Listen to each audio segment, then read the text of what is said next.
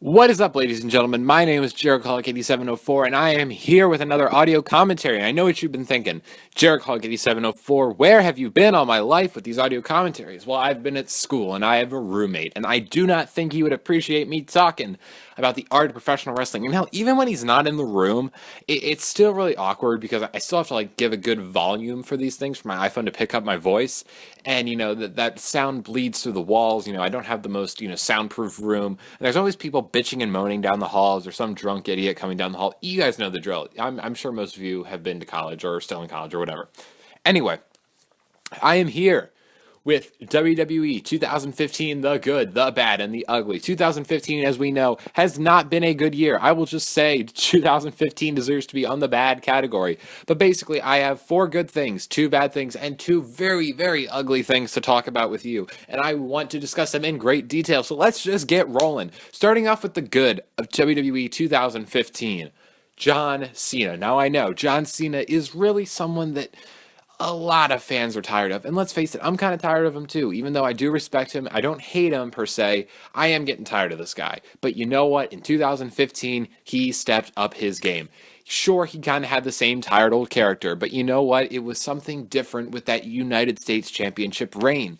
He made this belt mean something, and it wasn't WWE just slapping on this D level championship onto this A plus player.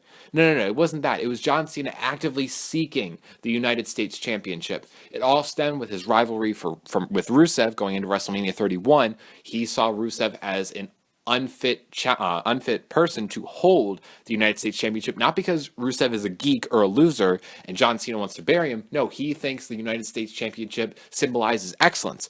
Very, very good elevation of the United States Championship, in my opinion. The great thing about John Cena was also his open challenges, which provided countless great matches with Cesaro. He had great matches with him. Had great matches, I believe, with Sami Zayn. He was this year, right? Yeah, it was Sami Zayn. Had great, and he had matches with guys who really didn't get that much limelight this year, like Zack Ryder, Stardust. I think Neville was one of them, or maybe I'm thinking of Rollins Open Challenge at one time. Anyway, he had a lot of great matches with a lot of great people. And his 2 championship reigns were great, and especially at SummerSlam when he lost the title to Seth Rollins. He was more mad that he lost the United States Championship as opposed to being mad that he didn't win the WWE Championship. And that didn't bury the WWE title in the process.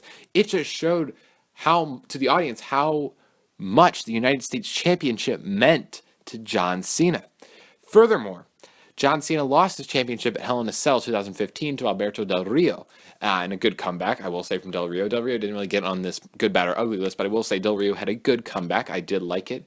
They had an okay match, but that really wasn't the point. The match wasn't the point of this. It was the whole thing of someone beating John Cena for the United States Championship actually meant something. And when was the last time a United States Championship title change really got a big reaction from the fans? I mean, granted, people weren't screaming and crying over it, but it did get a good reaction, at the very least. And that's all you can ask for from a mid-card title. So, very, very good championship reign. He had a lot of great matches, and one of his best matches were with possibly the breakout star of the year, Kevin Owens. Kevin Owens made his main roster debut in Elimination Chamber 2015 by beating John Cena in one hell of a match. And speaking of him and John Cena, they had 3 amazing matches. Now, the only problem with this were the decisions. Kevin Owens beats John Cena clean at Elimination Chamber, and then they do a rematch because he beat John Cena clean, so you have to do the rematch. Cena got his win back, and then Cena, unfortunately, submitted Kevin Owens at Battleground 2015 to retain his United States Championship. Regardless of the win, even though that's the most important part, the 3 matches were very, very awesome, very entertaining. They really put Kevin Owens over. Really, really great. He hasn't, it damaged him. It definitely did. I'm not going to sit here and just say, the losses to Cena didn't hurt Owens one bit. He's just as hot as he was when he came in, because that's not true at all. But right now, Kevin Owens, he won the Intercontinental Championship. He was basically the IC champion for most of the fall.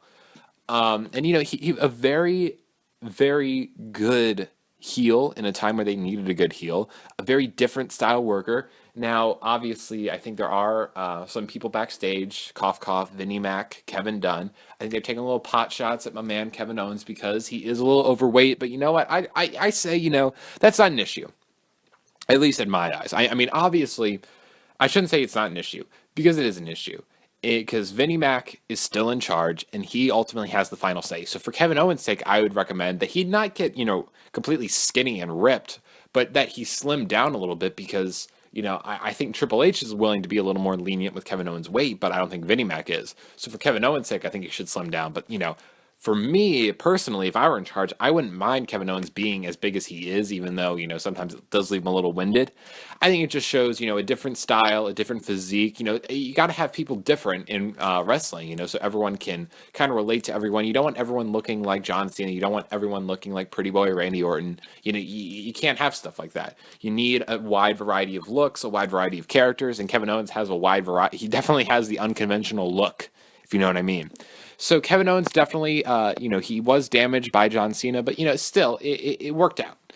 And, if the other good, in WWE, if you have a terrible Raw, terrible SmackDown, and a terrible pay-per-view, you can always tune in on Wednesdays and those occasional special Wednesdays for NXT. And I have to say NXT was pretty damn awesome this year. I think most important, the highlight of NXT has been NXT Brooklyn. What an amazing show this was. This is definitely the greatest takeover special they've ever done. Definitely amazing show. I loved NXT Brooklyn. So many great matches. We saw the WWE debut of Jushin Thunder Liger, which was absolutely awesome. You had the Vaudevillains and Blake and Murphy in a very this was a very underrated tag match. I think a lot of people, maybe I'm overrating it, but I thought it was a really awesome match. You had the return of Blue Pants, which made everyone freak out. Kevin Owens and Finn Balor had a great, great, great ladder match. Really, really awesome stuff. And you had probably the match of the year, or one of the matches of the year, in Bayley and Sasha Banks. And this is just a really, really awesome match. People will say, "Oh, a women's match," and you know what? You got to throw gender out of this because this is pro wrestling at its finest. These are two people being presented as legit main eventers. This is a clean cut, absolutely adored babyface and just a nasty heel going at it. Fantastic match. Probably one of my favorite matches of the year, probably one of my favorite matches of the decade, one of my favorite matches of the 21st century, and hell, one of my favorite matches of all time. This was awesome. I loved every second of it. The ending still gets me every time. You really believed in Bayley. Everyone was doing great this year. Finally, another good portion were some other good shows we had this year. Some good shows like WrestleMania 31, good shows like Beast in the East, and other good pay-per-views and moments. WrestleMania 31 was absolutely awesome despite its lackluster build, and we will get there. Trust me, we will get there. WrestleMania 31 saw great matches like Sting and Triple H, which in my opinion was my favorite match of the night, and honestly, I would put it down as match of the night just because it was so damn awesome. But hey, that's just me. There were other great matches on that show like Randy Orton and Seth Rollins, who had probably the high spot of the year with the RKO out of the curb stomp. And they also had the IC title ladder match, which was great, and seeing Daniel Bryan win the Intercontinental Championship despite his injuries in the coming months was still great to see. And I really, really liked seeing all the great matches. You had some lackluster stuff. I really wasn't a big fan of Undertaker and Bray Wyatt and stuff like that. And Cena and Rusev wasn't the greatest match in the world, but it was still good. Roman Reigns and Brock Lesnar had a pretty good match, and Seth Rollins' title win was also very, very good. I really, really enjoyed Seth Rollins' title win. And, there are other miscellaneous things that happened all throughout this year. Sting came back in Sting's return when he was unveiled as Seth Rollins' quote-unquote trophy. Very, very great moment. Sting versus Seth Rollins, despite Sting's injury, was a very, very fun match. I think it was very pinnacle in Sting's career. As his first championship main event in WWE. Very, very fun match. Very, very good stuff. Sting was still over. It was awesome. Shows like Beast in the East, the WWE Network kind of stepped up their game with these, live specials. The MSG one was pretty okay, but, the Beast in the East special was really awesome. You saw Jericho wrestle Neville, and then you had the awesome match between Finn Balor and Kevin Owens. Really, really great stuff from WWE in terms of shows. Well, can't give him too much credit because now we have the bad.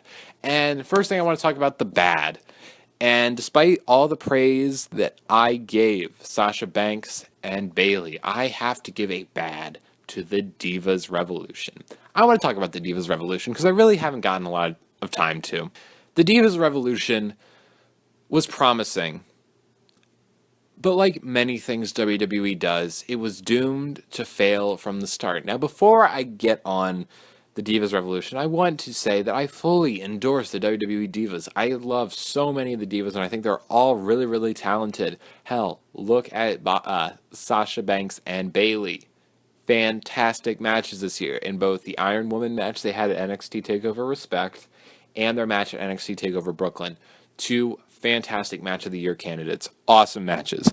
And so many of these women are capable of producing great matches like that. Here's the problem with WWE. And I think this is a major fault in WWE. They cannot let others invent the wheel. They have to have everything. Let me tell you the one thing that really pisses me off about the first Divas Revolution segment. The segment where Sasha Banks, Charlotte, and Becky Lynch all made their debuts. Why was Stephanie McMahon out there? I cannot stand Stephanie McMahon's involvement in the Divas Revolution. And I hate that term Divas Revolution because Stephanie McMahon said this quote, "We are in the midst of a worldwide revolution of women in sports." Really? In 2015, this is new? Really? Now, granted, in a sense, she is right. The Women's World Cup team took, the nation by storm in the summer, and Ronda Rousey went on a tear this year. So yes, those are like examples of women, being dominant forces in sports and, getting media and mainstream attention. But WWE loves to act like they are the ambassadors of women in sports. They are the innovators. And they're trying so hard to smash this Divas Revolution over our heads that it just came across so awful. There's no diva has any sort of personality because WWE is like, oh, we're in the era of the female athlete because they love catchphrases and it's just the Divas Revolution this, the Divas Revolution that. There's nothing there. There was absolutely nothing there. I just every time they say Divas Revolution, I just cringe. And I say that on Tumblr and people are like, oh my God, you sexist asshole. And it has nothing to do with these women. These women, it's not even their fault. They're not even doing anything wrong. You just have stupid promos. The commentators completely ruin everything with this. And just Stephanie McMahon. God, she needs to go away. I am tired of listening to Stephanie McMahon. Because here's the thing about wrestling fans. They don't want to be fed. They don't want to be spoon-fed all the information. They want to realize it for themselves. Do you want to know why everyone loved Bayley versus Sasha Banks from NXT TakeOver Brooklyn? Because both of those women were legit main eventers. They were legit wrestlers. And they didn't say, here are two women wrestling in the era of the female athlete. No!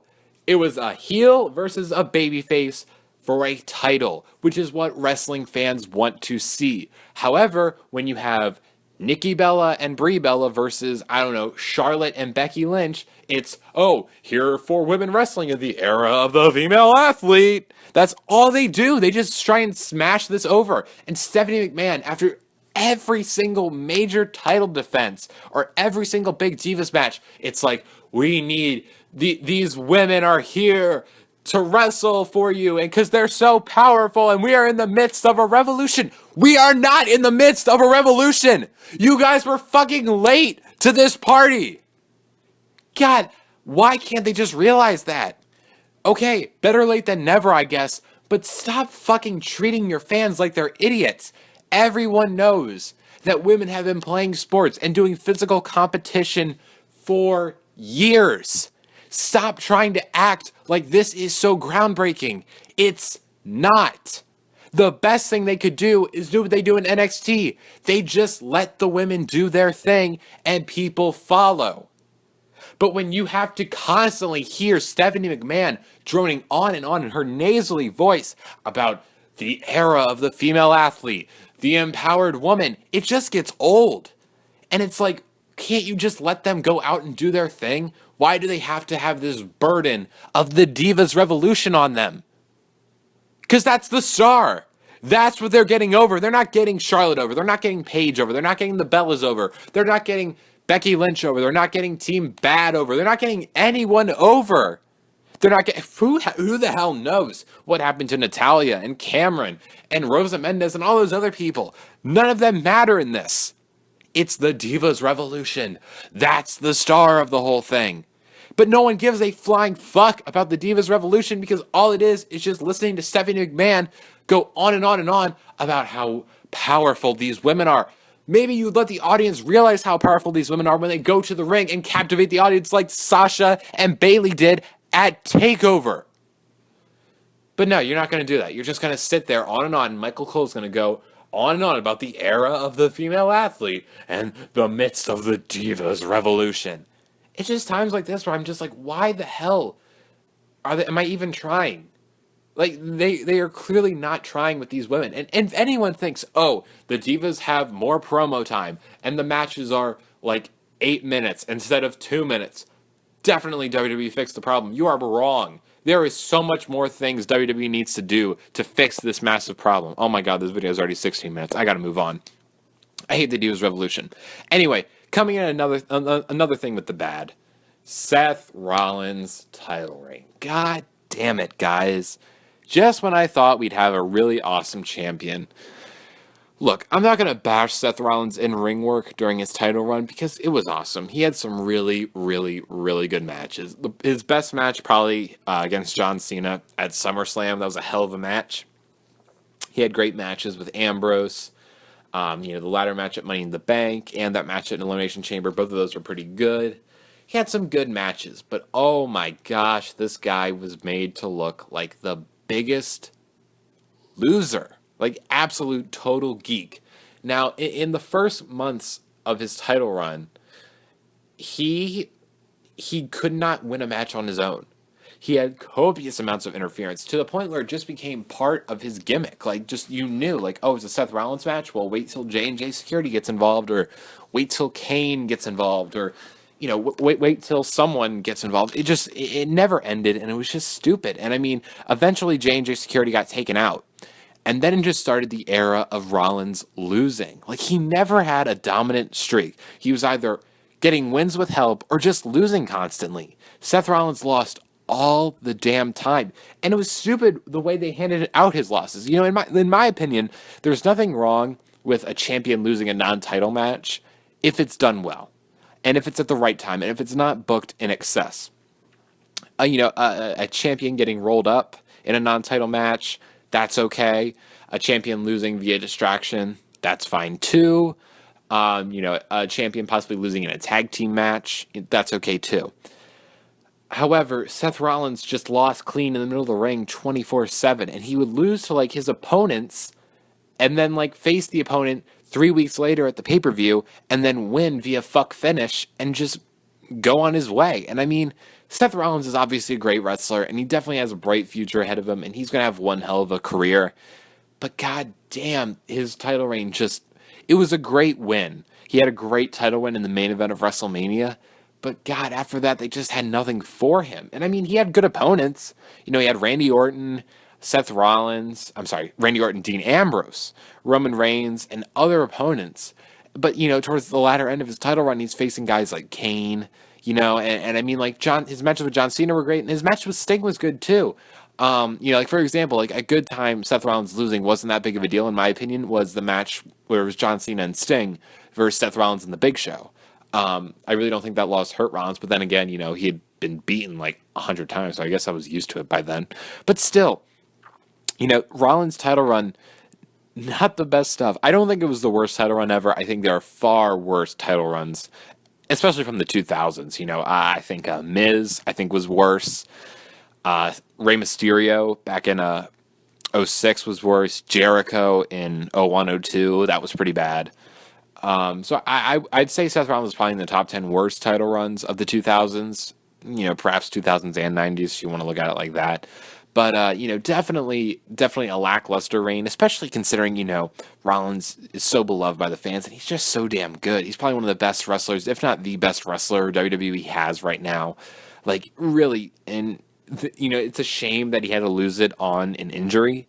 That does suck, and it's a great example of just a regular old move that we've seen Seth Rollins do over and over again just go wrong. Because, in wrestling, just shit happens. That's the name of the game. And, it sucks to see him go down with that knee injury. But, I just wish, we could have had a more ceremonious title end to his title reign. But then again, maybe it's only fitting that his title reign goes out. And I guess, maybe there's a silver lining to his injury in the sense that he can come back as a babyface, try and recapture the title. He never lost. So, there are things you can do with this. Now, moving on to the ugly. Oh my God, here we go. The Royal Rumble 2015 / WrestleMania 31 buildup. Holy Moses, guys. This was bad. This was very, very, very, very bad. And I'm basically just saying January through April, like through early April, was pretty much the peak of all this. Guys, I can't remember a time where WrestleMania did not look this promising. WrestleMania 29's build was pretty bad. And when I look back at it, like WrestleMania 27's build wasn't all that great. I'm trying to think of other lackluster Mania builds. 25's, it was kind of weird. But this Mania build was awful. It started with the Royal Rumble, and let me just say, this was one of the worst Royal Rumbles of all time. And, this isn't me exaggerating. This was literally one of the worst Royal Rumbles I've ever seen in my life. Daniel Bryan getting eliminated 5-10 minutes in was completely unnecessary and just really just awful. And that totally drained the fans.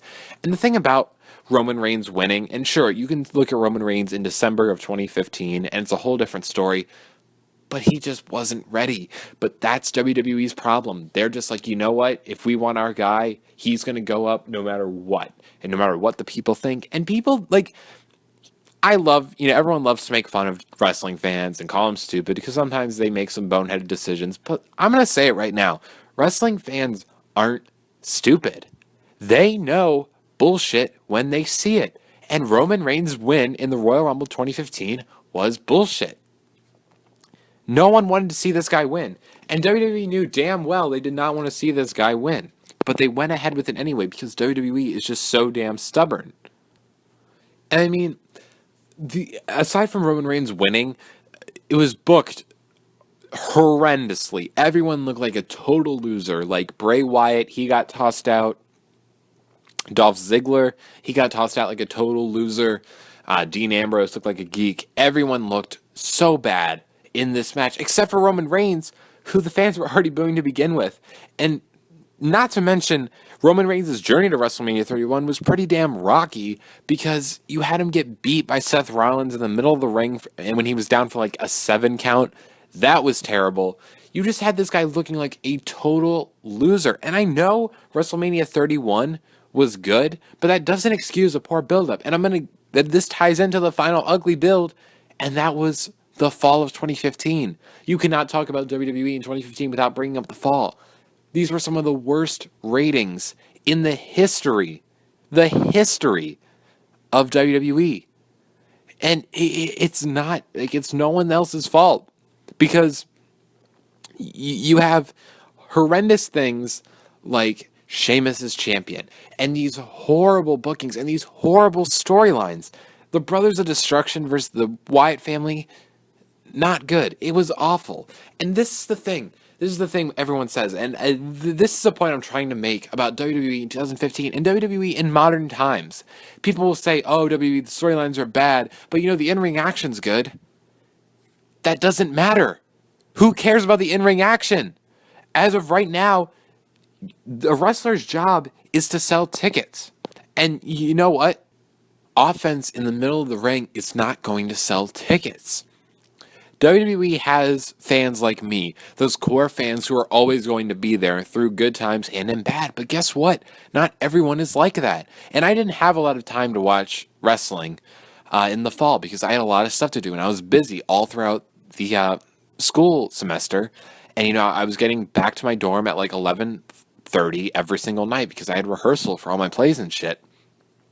But this is the problem with WWE. They think, oh, we can still present, our wrestlers are good in the ring, so we don't have to worry about anything else. That is a problem.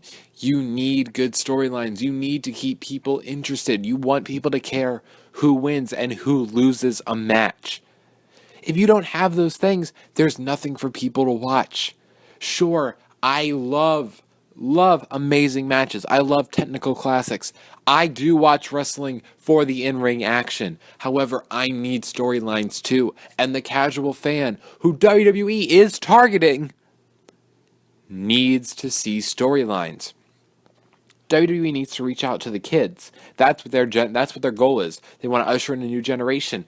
If a kid is bored, he is going to turn away from wrestling and won't care about it anymore. There's no point in watching this stupid television when there's just nothing to watch.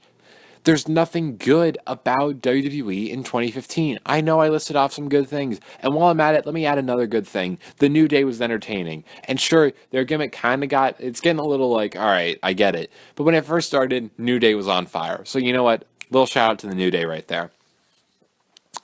Sure, those are good things, but the overall product is horrendous. And I don't care how great a match is. No one is going to want to see your great match on pay-per-view if you've given them no incentive to go and watch it. You could tell me that Roman Reigns and Sheamus are going to have the most amazing match at the Royal Rumble. They're not even booked for the Royal Rumble yet, but let's just say they are. But I have no desire to see it because Roman Reigns is champion while over, and while they have done a good job of building up Roman Reigns again, and now he's really ready to tackle on that role of being a main eventer, still though, it's just so annoying to see them completely have a disregard for what the fans want. The fans want guys like Dean Ambrose, Cesaro, and I know Cesaro's hurt, but like, they're so stubborn, you know what I mean? And you have guys like Sheamus and Roman Reigns, who, God bless them, they're really trying their hardest. But, sometimes that's just not what you need. You need something more compelling. You need something interesting. And as far as Sheamus goes, I mean, look, and I don't mean this as any disrespect to Sheamus. It's just a cold, hard fact of life. I just don't think he's meant for the top spot. He could be a great upper mid-card guy. I don't think he can carry the championship, and he can carry the company on his back. I just don't see it unless they did an overhaul to his character again. I'm sorry, guys. I'm sorry I ranted, but God, it's just so maddening to see a company with so many good wrestlers, so much talent, and so much potential to have great TV and have another great boom period, another golden age. But it's just wasted on these stupid writers who don't know anything about getting the audience invested. It ties back to the Divas Revolution. You just have these people, these 20 Hollywood writers, like, they're not even Hollywood writers. Their scripts are horrible, all right? And some of the scripted promos are some of the worst writing I've ever seen in my life. It's just people trying to get an audience connected with people they don't know how to connect to. You know what I mean? Like, they just don't know a thing about it. And it's just maddening. And no amount of good matches can save bad ratings. If no one is interested in watching it, no one's going to watch it. I don't care how good a match is going on. If I don't feel like watching SmackDown, because I have no desire to watch SmackDown and no reason to watch SmackDown, I'm not going to watch it. But who knows? Next Thursday, Dean Ambrose and, I don't know, Dolph Ziggler might have the greatest match in the world. And I might not know it because I have no incentive or reason to watch. That is the problem. No one cares anymore. And it's not because wrestling just is no longer the in thing. Wrestling can always be an in thing if you make it good television. But that's just not going to happen. And unfortunately, it's not going to happen anytime soon. I want to stay optimistic, but I just can't. And this video is 30 minutes long, and I'm going to try and keep it at 30 minutes. So that's it, guys. 2015, I got to give it a thumbs down, even though I want to give it a thumbs up. And even though I love all the guys on the roster right now, I got to give it a thumbs down just because no one cares anymore and no one has any sort of incentive to watch, and I can't blame them. But that is it for me. Sorry for making you guys listen to me for 30 minutes. I am Joe Hockey 704, and I will see all of you later.